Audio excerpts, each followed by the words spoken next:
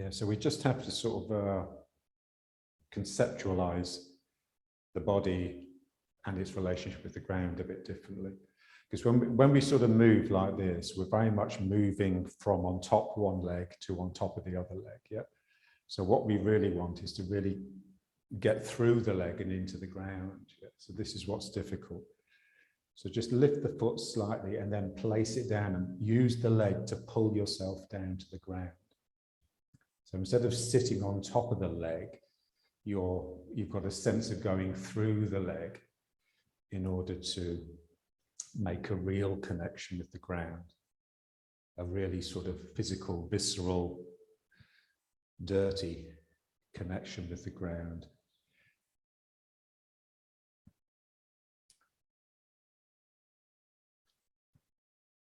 So it's touch, really, it's just touching.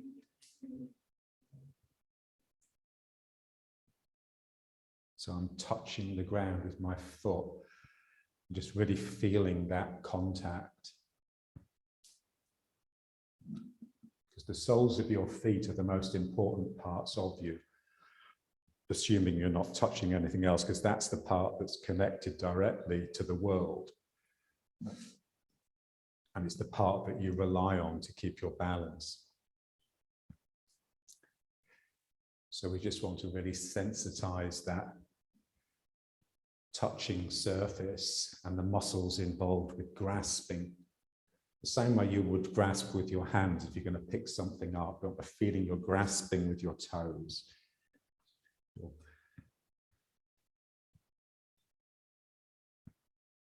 So imagine you're on the beach, you're in the sand, your toes are digging into the sand and grabbing a little footful.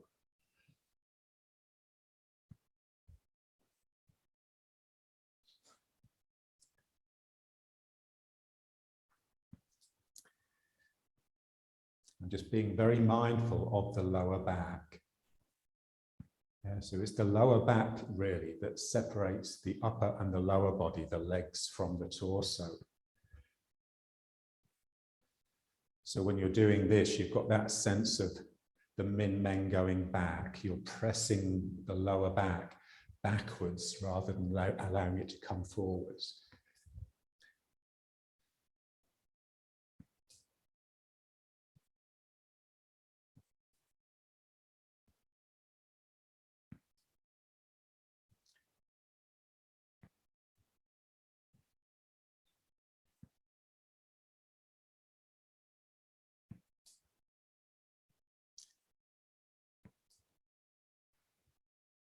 So just getting down. You can almost touch the ground, yeah?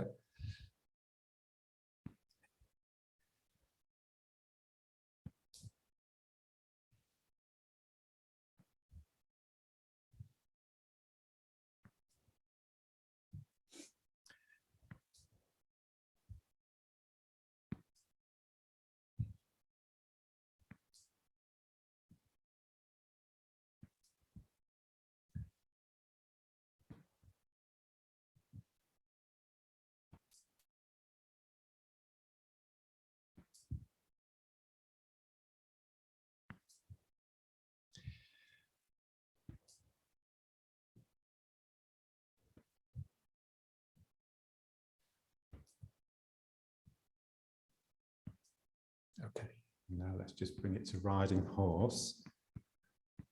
Now that real sense that you're sinking through the legs. You want to get down and into the ground. You're not sitting on top of the legs. You're not on a pedestal.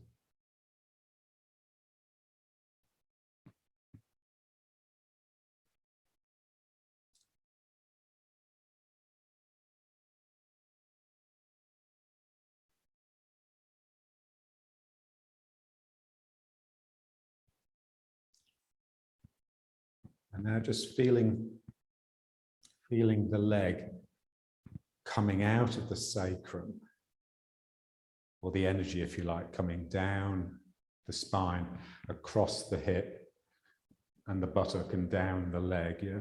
So just turning slightly, so turning this direction slightly, in order to sort of allow the leg to slip down into the ground and then back, and then it's just a little turn, to help the leg ooze out of the sacrum and down onto the ground. So you just little turns just to help make that connection. You want this sense of something flowing down you. Yeah? Almost like a liquid that's flowing down your spine and then just oozes down the leg like a thick liquid. So I just turn a little bit and I turn a little bit. So my weight is in this foot. I'm wanting to really make that connection, that the leg is trying to straighten because of this movement down it. So 1 and 2. And just feel the arm. The arm is basically, you know, when you do something on one side of your body, the arm and the leg just do exactly the same thing. Yeah? So feel the arm. So as I turn this way, my arm is sort of relaxing away from my neck and my shoulder joint and down into itself. There's a real flow down and out of the fingers.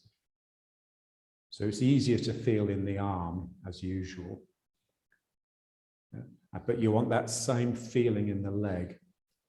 So something is flowing out of my sacrum and down my leg, the same as something is flowing out of my spine and across the shoulder and down the arm. Yeah.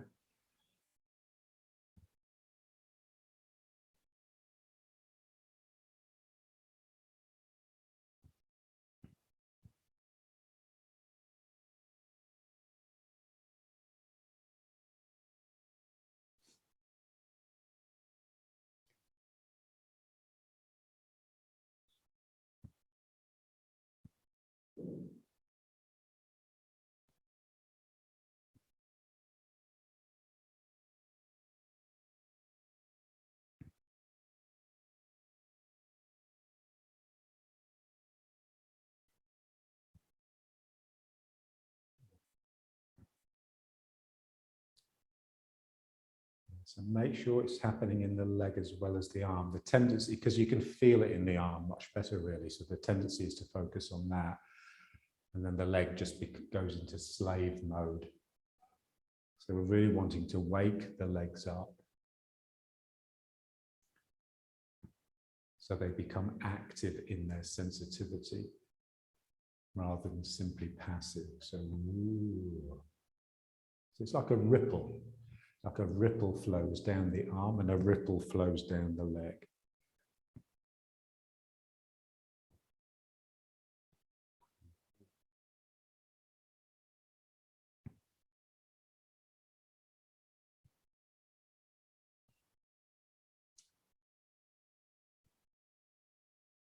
So we're just trying to make the body like a liquid.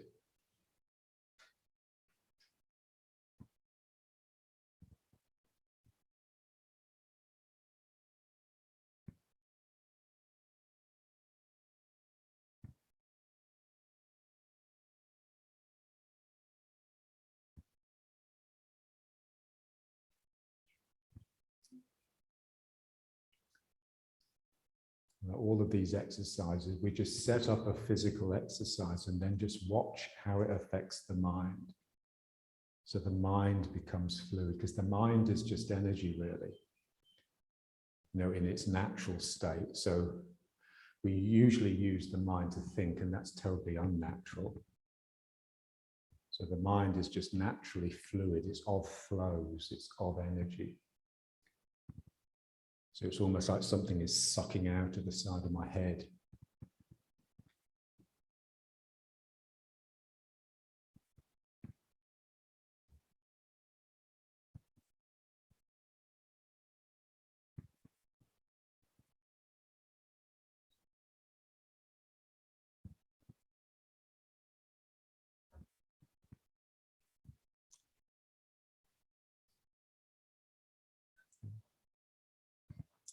It's difficult getting something flowing down the leg because you're standing on it, so it's compressed. Yeah, so what sort of mind do you need to make all the joints pop open so this flow can leap across? So that's what we call the compassionate mind. So normally there's a little bit of self trapped inside each joint. That's what self does really is just break connections. And so it inhibits flow. So if I can just remove that self and just open the joint with compassion, then energy will flow across it.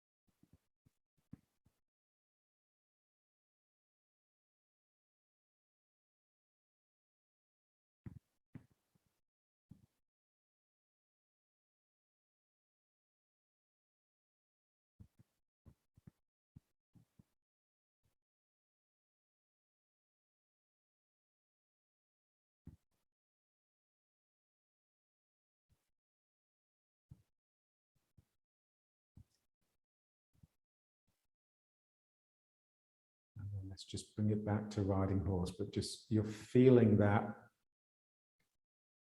yeah, it's sort of rocking from side to side all the time when you're standing in a symmetrical posture.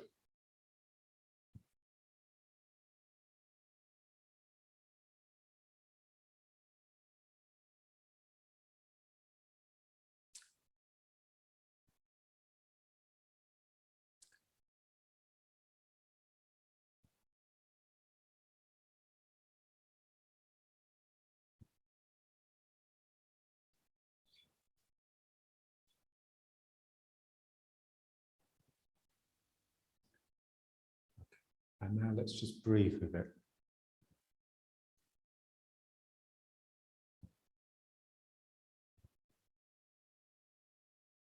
Breathing in and breathing out.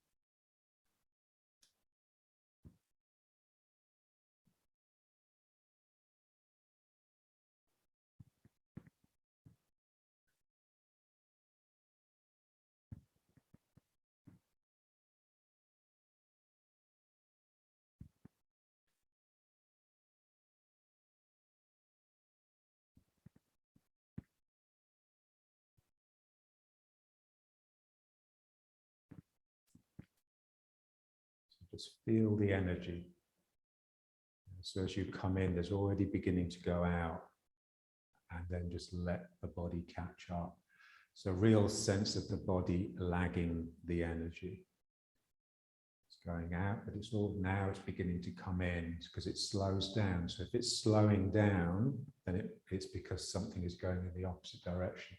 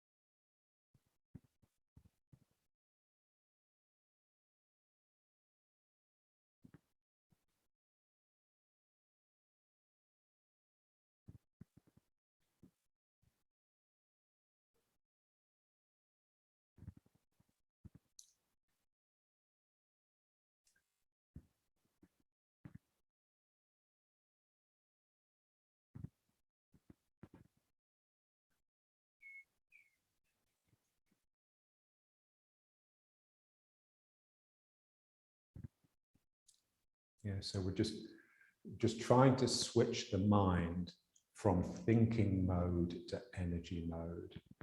So thinking is incredibly finite, it's very limited and boring. Whereas energy is inexhaustible in its infinity, really. So you could keep on going like this forever and it would still be interesting, because it naturally develops. Yeah, so this is what we want to feel. We want to feel our infinity, if you like.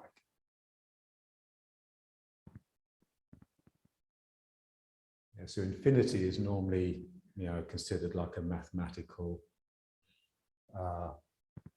absolute, that has no bearing on reality.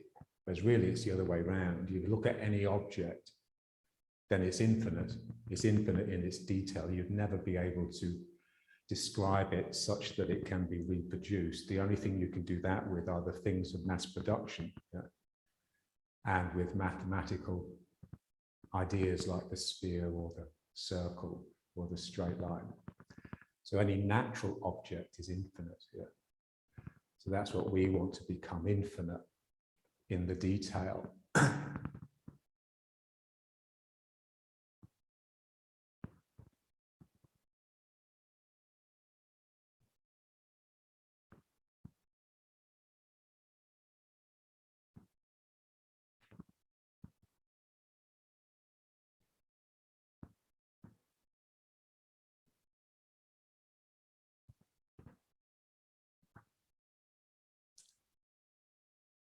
And just feel your body. I mean, living creatures are quite peculiar, because there's nothing in the room if you're on your own and the cats aren't there. There's nothing in the room that even resembles what you are. You are an anomaly.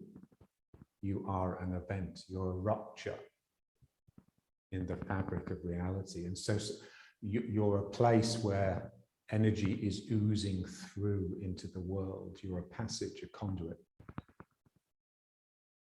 And we just want to feel that. Feel our livingness oozing into the world.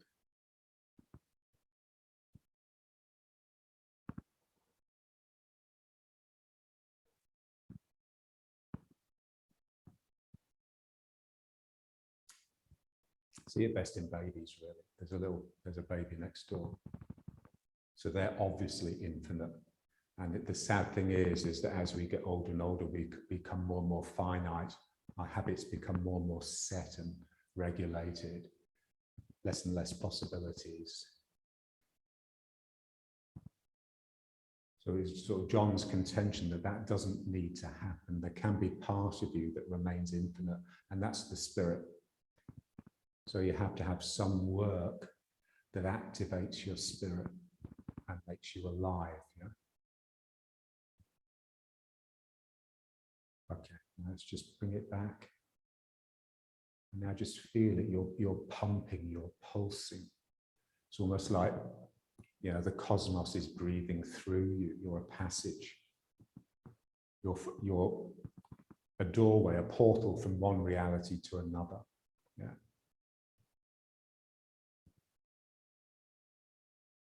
Okay, and now let's just try turning it. Again, with that same feeling of sort of an expansiveness inside. It's almost like your mind and your energy are bigger than you are. And so there's a sense of you expanding all the time. And that keeps all the joints open and aerified, and then energy can flow. And then part of you remains in infinite mode.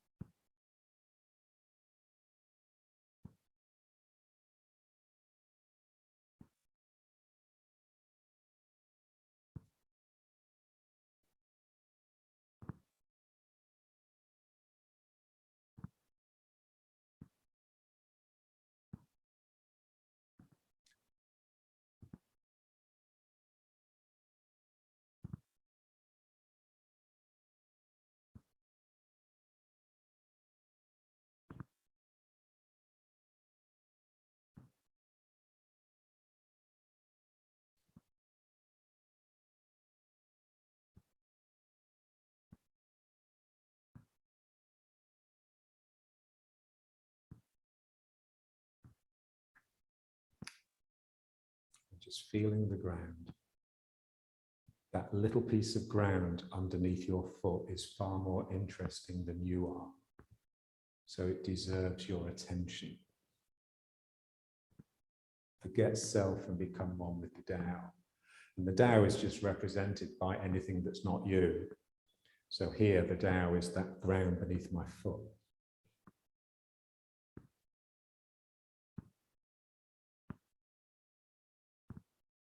As soon as you remember self, you become finite and boring and disconnected.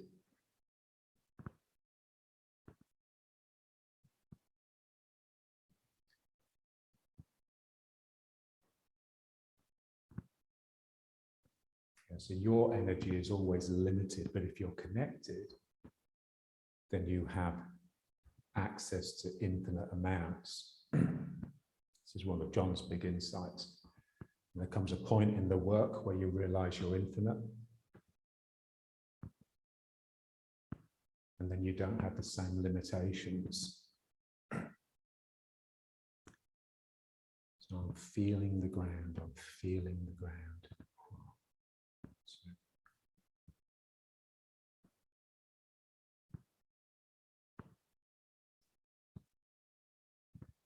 And just feeling the 2 feet, one of them is clenching and one of them is opening. So it's this, you clench the one you're coming into and you open the one you're coming out of.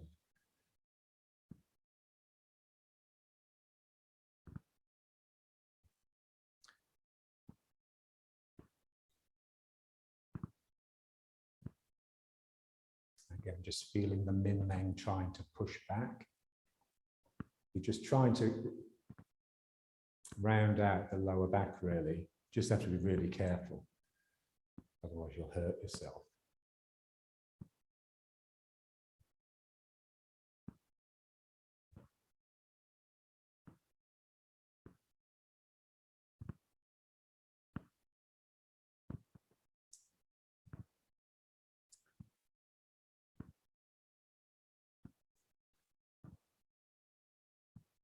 Yeah, so when you work the ground, when you work with the ground, then the ego is less, really.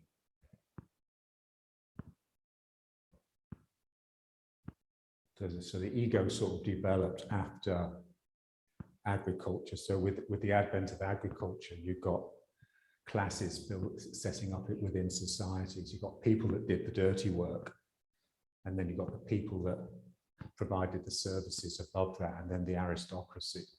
And they all became more and more egocentric because they weren't being cleansed by the earth. And then the aspiration of the bourgeois class is basically to be aristocratic, yeah, is to be completely disconnected from any menial work.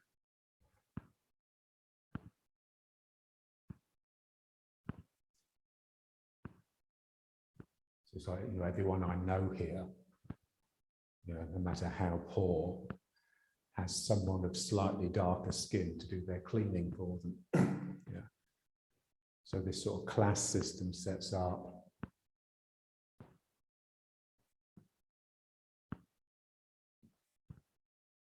And we just lose connectedness. Down to the ground, down to the ground. Whoa.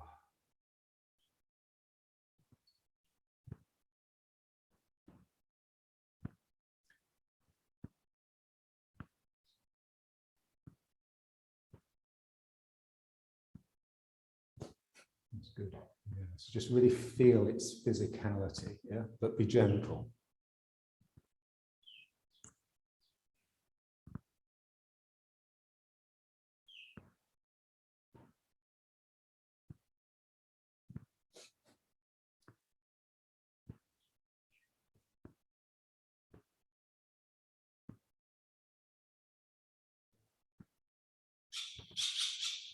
Okay, and then just back. And again, just sitting through the legs, yeah? The legs are not a barrier between you and the ground. They're pulling you down to the ground.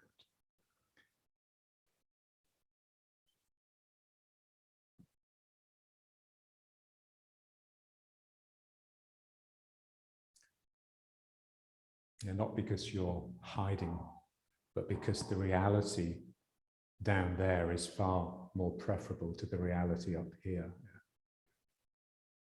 The ground will drain you of thinking if you let it. But we normally put a barrier around about here in order to insulate ourselves from that earthing quality of the ground.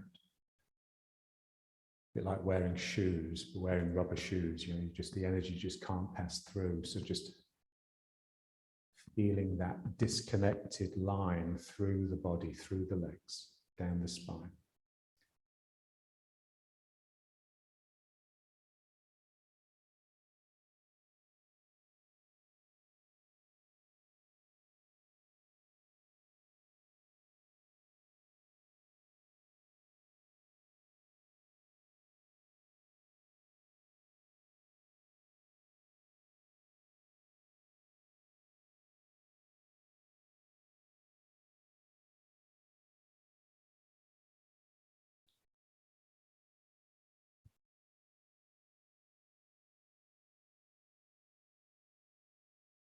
Okay, and now let's just do something really simple. So just down and up and down. You're just feeling that flow down through the body, but again, through the legs. You're not settling on top, you're passing through. It's more like a conceptual thing than a physical thing. You've got to see it, you've got to feel it. This feeling that something in your spine is branching out and reaching down to the ground. And then you just allow the up. It's the same as when we did this. When you're coming in, you already feel the out. And so you just join with it. The same here, you go down and you already feel the up squeezing and you just follow it and you already feel the down. So again, it's like like a ball on the end of a piece of elastic that's just bouncing up and down in slow motion.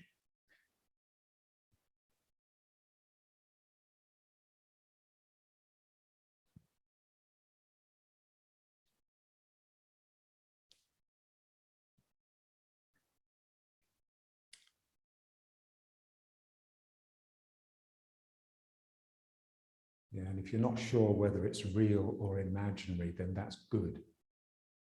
Because what we're looking at is that interface between the two.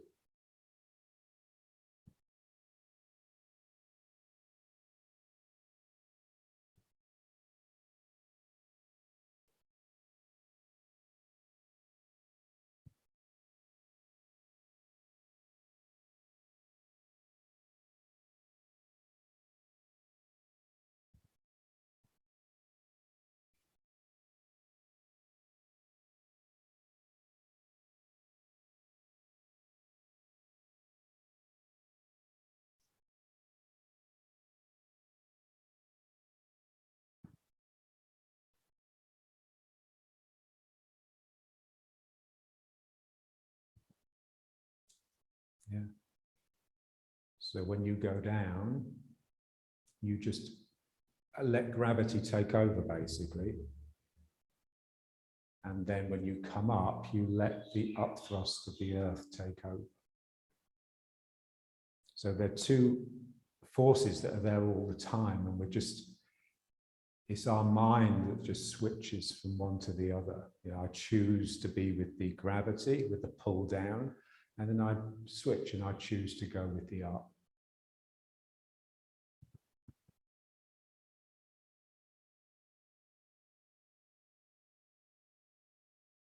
Exactly the same as with the breathing. You know, it's like there's an endless in-breath of the cosmos, there's an endless out-breath, and you're just alternating in your allegiance, yeah? So,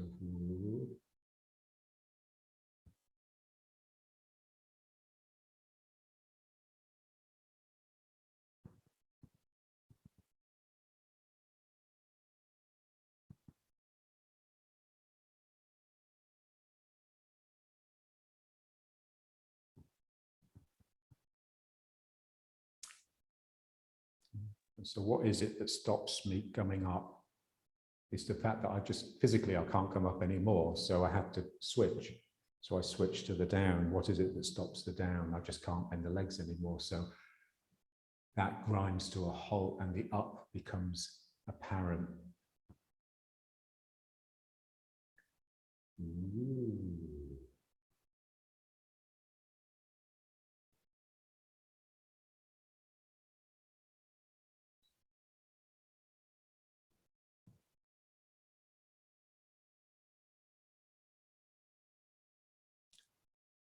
Okay. And now let's just try a bit of full and empty. So just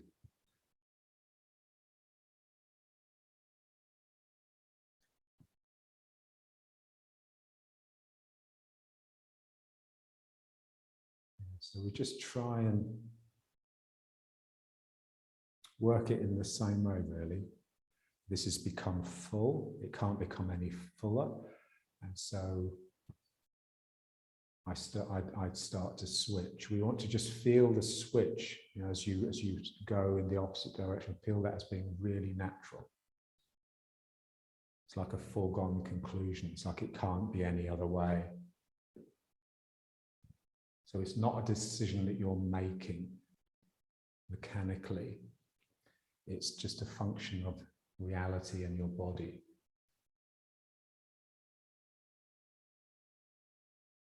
And you can either feel it as bouncing out of the full leg or as pulling elastically into the empty leg.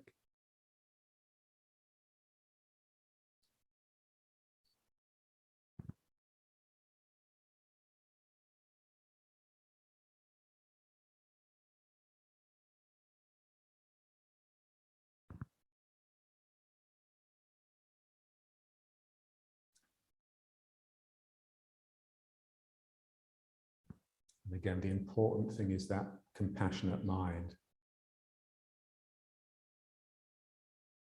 that allows everything to stay open so that something natural can happen inside you. That's not a function of your thinking or your ego.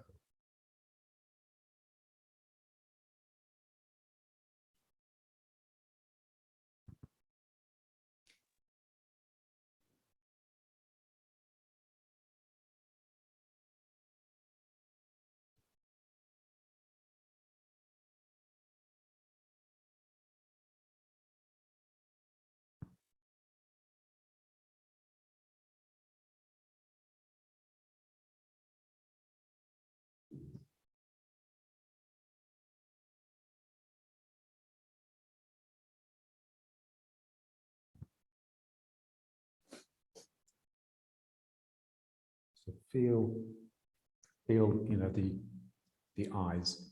So the sort of the eyes from the side of the head or the back of the head. So these two limbs are straightening, my leg and my arm, but also something is oozing out of my head.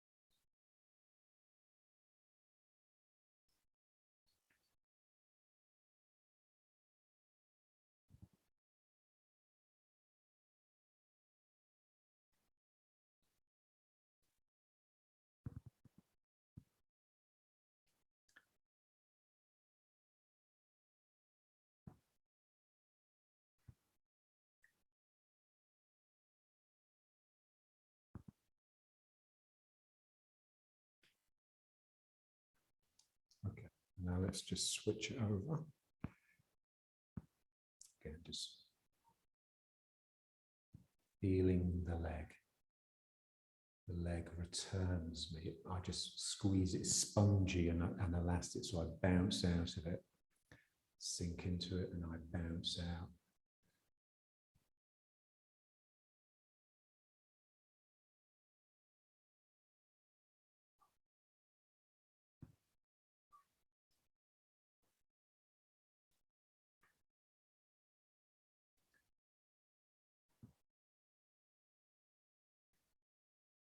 Yes, it's as far from a machine, from a man-made machine as you could possibly get. So it seems to be made out of pieces that are articulated in joints, but really the energy flows, it oozes.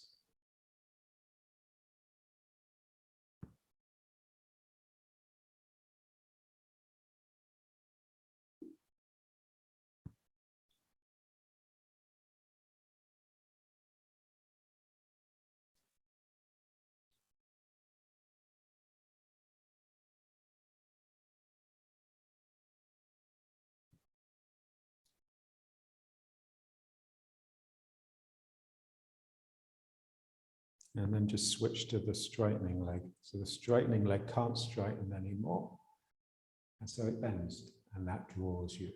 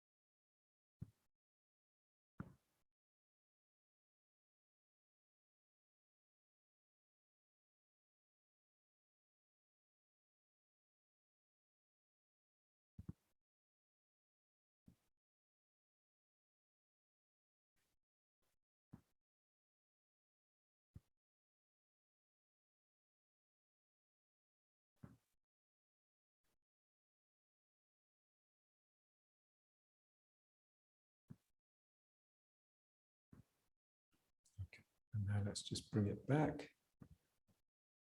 to base. So again, that feeling of something's slipping down the arms, down the legs.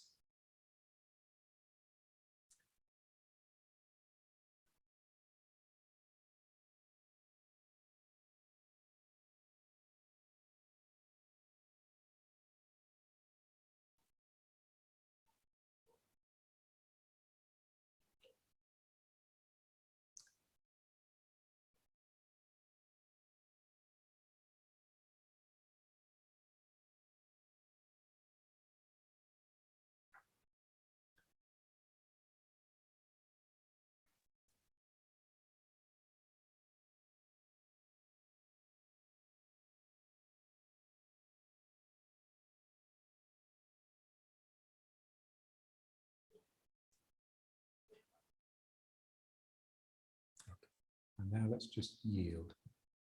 So just yielding.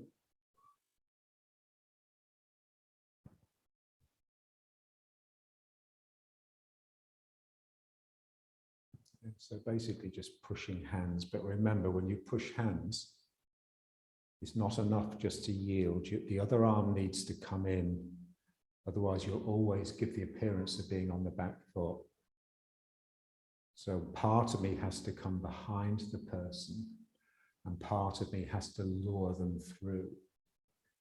So the yielding hand proper is the lure, and the other hand is the embracing hand. So this gets behind the person. So they're sandwiched now between my two hands.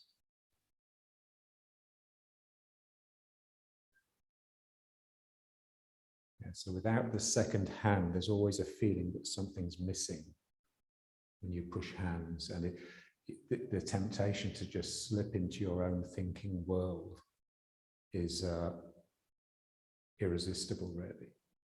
So here you really have to attend to the person.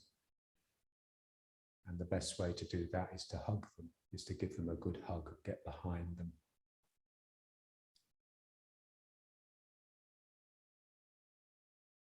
So you're coming into this leg, which is what makes it difficult, because if anything, you're coming into the line of fire. But if you go into this leg, you're avoiding, you'll create too much space, you'll lose the connection. So I'm drawing them through and I'm sinking into this leg. You can push with this leg to give yourself a bit of space, but this is the leg I'm connecting to. So yield. And just let the spine bend a little bit. So it's like this is sort of happening. So this side of my body is sort of shrinking, but this side of my body is expanding. So I give this appearance of tilting. It's not really tilting, you're bending. The spine is bending. Yeah, so you're just creating a hollow. You're creating like a sort of a little dent for the other person to nestle into. One.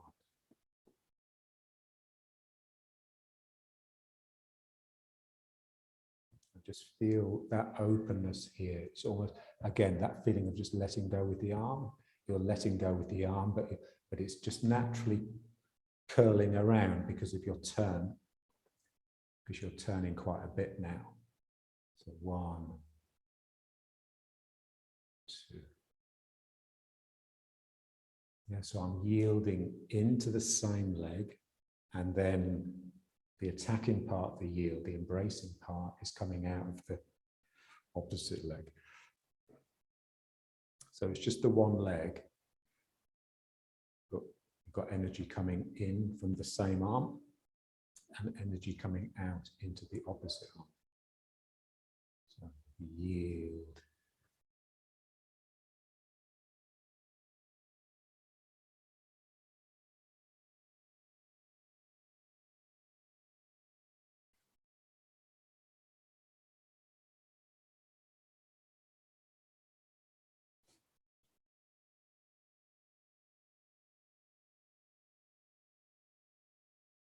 That's lovely. Yeah.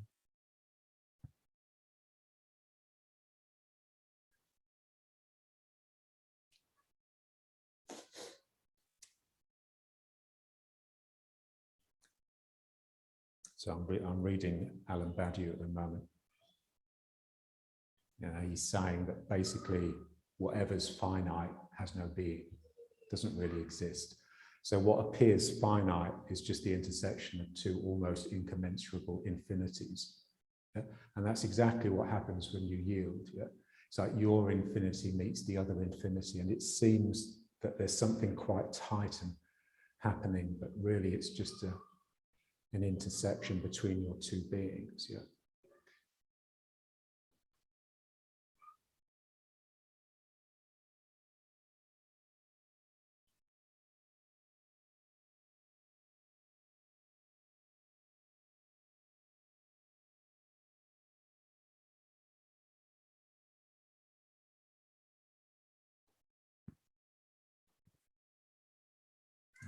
And now let's just try the other side. So just, I'm yielding, and this arm is getting around and hugging.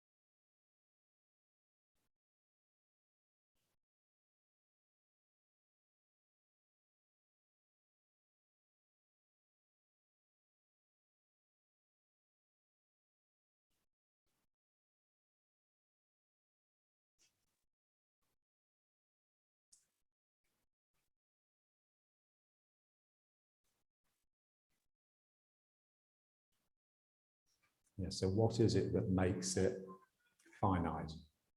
What is it that robs it of richness and makes it habitual and mechanical? It's just the wandering mind. As soon as your mind leaves it, as soon as your compassionate mind shrinks up and you start thinking to yourself, it just becomes mechanical. And that's what we really have to guard against that. Otherwise, you're doing more harm than good.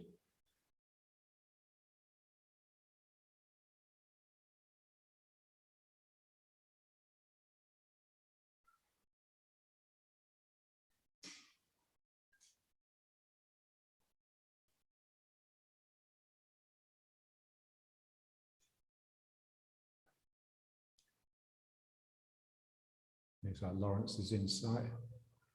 Yeah, the only evil is the human ego.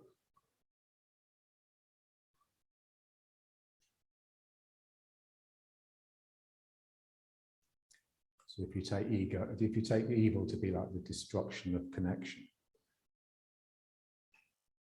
then that's what the ego does.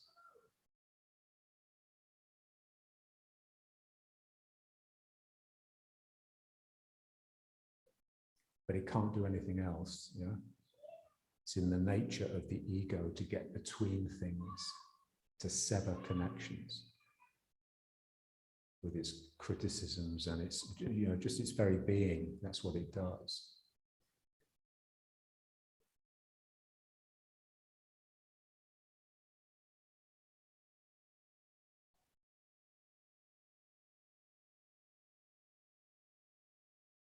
So we're abandoning a sense of self for a sense of energy.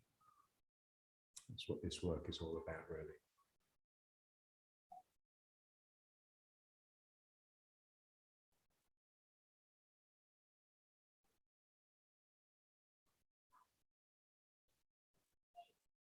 Okay, so let's bring it back. Okay, let's just pace a little bit, just to get the feet off the ground a little bit.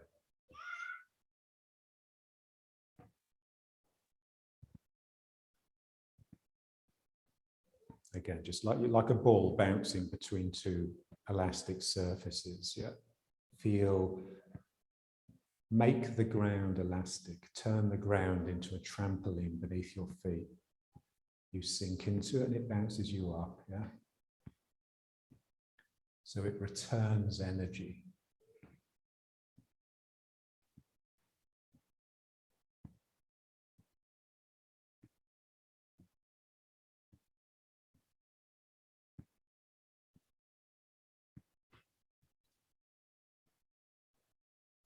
That's it.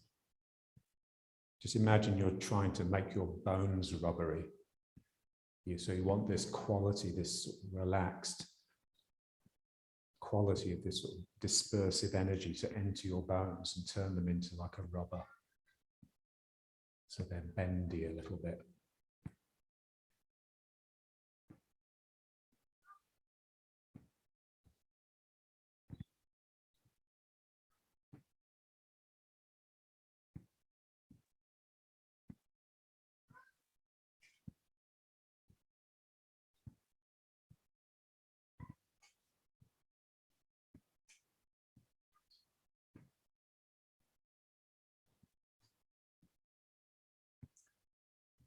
Yeah, and just be patient, and then it will become interesting. It's like a test, really. You just set up something that's really trivial and boring, and just stay with it, and it becomes incredibly interesting. That's the nature of the work, yeah?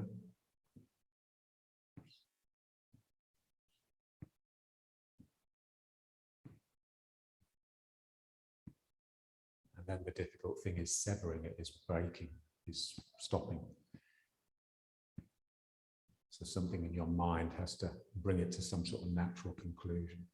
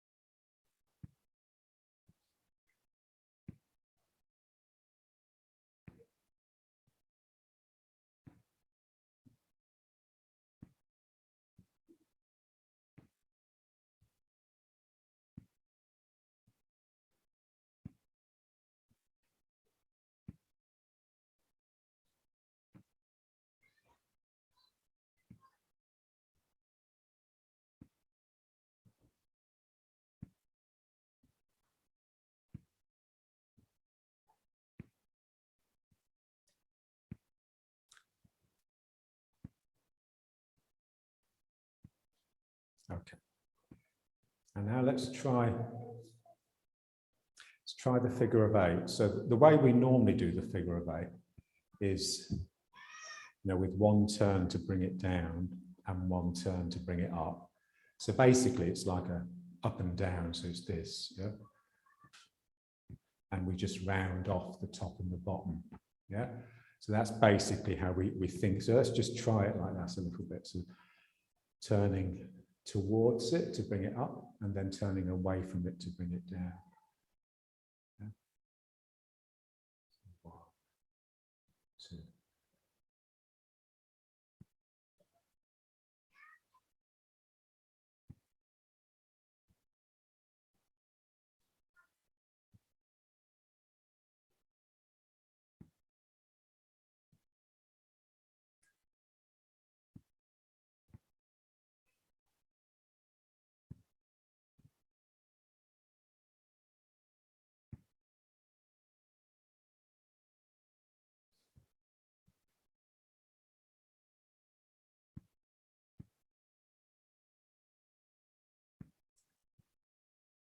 Yeah, so the problem with this is that it's not capable of speed, really.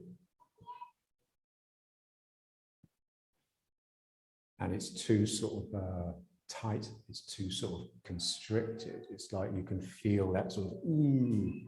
It's more like an internal thing, this. It's almost like it doesn't deserve external expression. Okay, now let's just do it a bit differently. So now instead of 2 waist turns to complete the figure of 8, we'll do 4. So think of the figure of 8 as like being like this, yeah? So like flat line, diagonal line, flat line, diagonal line, yeah?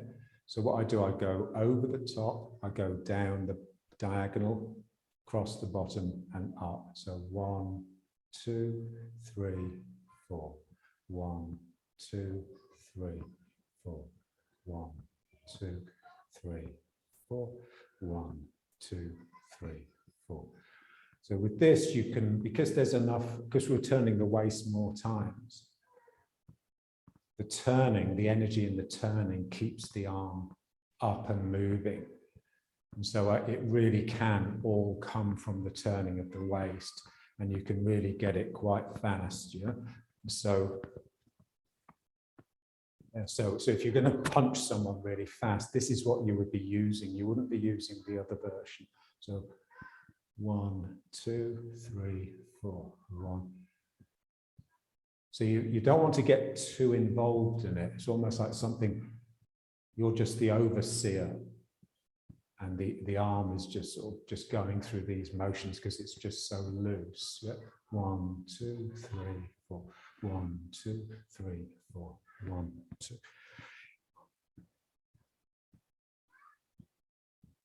So I remember, when John brought up the figure of 8, this is how we were doing it to start with, and then it became the other as we,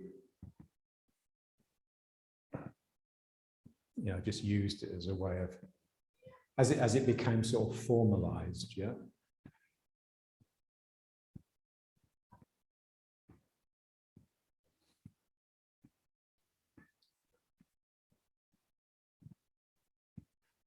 1, 2, 3, 4. 1, 2, 3, 4. 1, 2.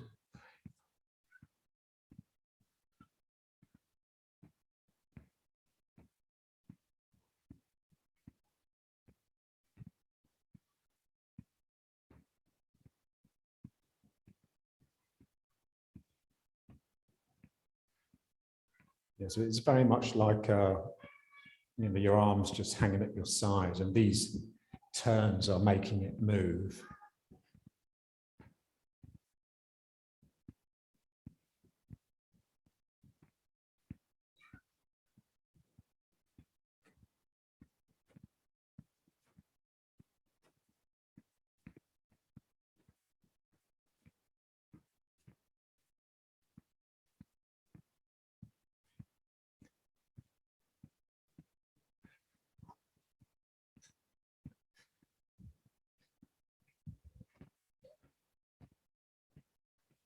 You can't think it. That's the wonderful thing about it. Let's try the other arm.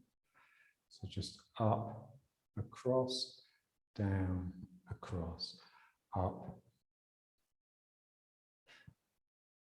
So turning towards it on the way up, and then turning the other way to get it to go across the top, and then turning towards it on the way down. So it's no longer just a down and up. It's now got 2 horizontal parts. And they smooth over, so the edges smooth over when you do it. 1, 2, 3, 4. 1, 2, 3, 4. Just feel the arm. Yeah, so one arm is always a bit stiffer than the other.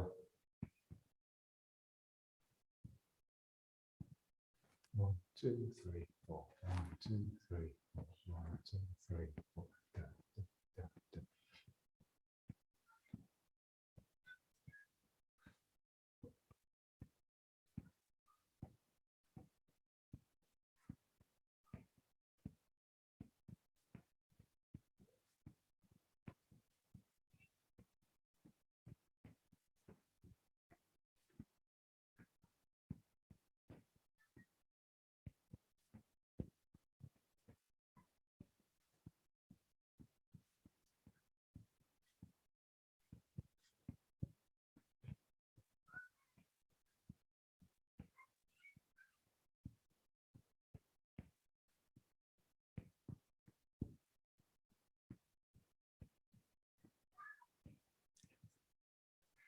Okay, let's wind it down.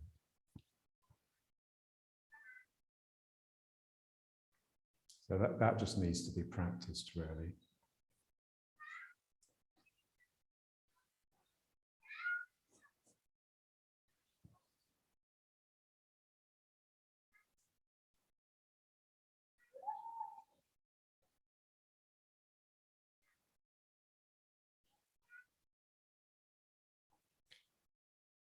Yeah, so, you know, as a teacher, one tends to spend a lot of time trying to convince students that they need to practice, practice on their own. And so the normal complaint, the plaint of the mediocre student, it never feels the same when I do it on my own. And of course it doesn't, but if you get into it, it will feel better. You'll be able to conjure realities when you're on your own that company will just completely cramp out. So when I'm working on my own, I just, that reality, I just cannot think about teaching.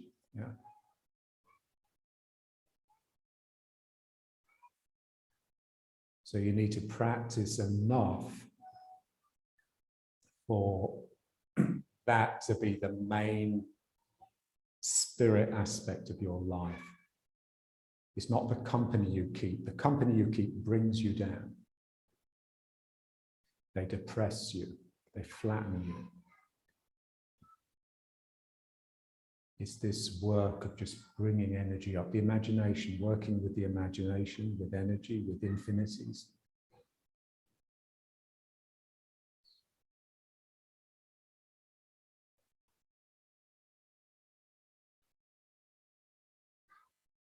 So let's just bring it back to attention posture.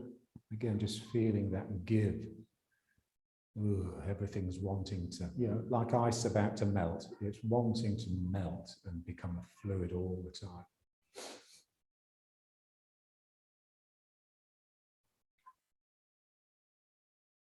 So just, think like a piece of ice. It's in a block, You've got a block of ice. 1 meter square. So there's something that's finite, if ever there's anything. And then it melts and it just becomes this infinitely varied puddle. Now it's got this seeping and moving. As soon as it gets movement, it becomes infinite. It's like the Fourier transform, with the infinite series. That's what you want to be.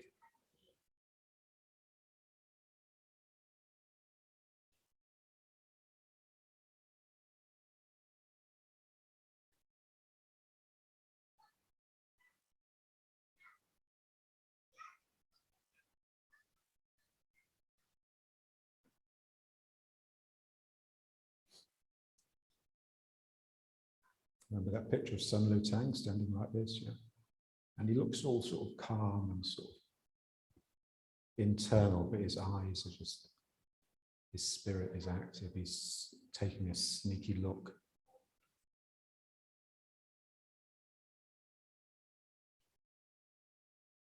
So movement is always bursting to come out of you.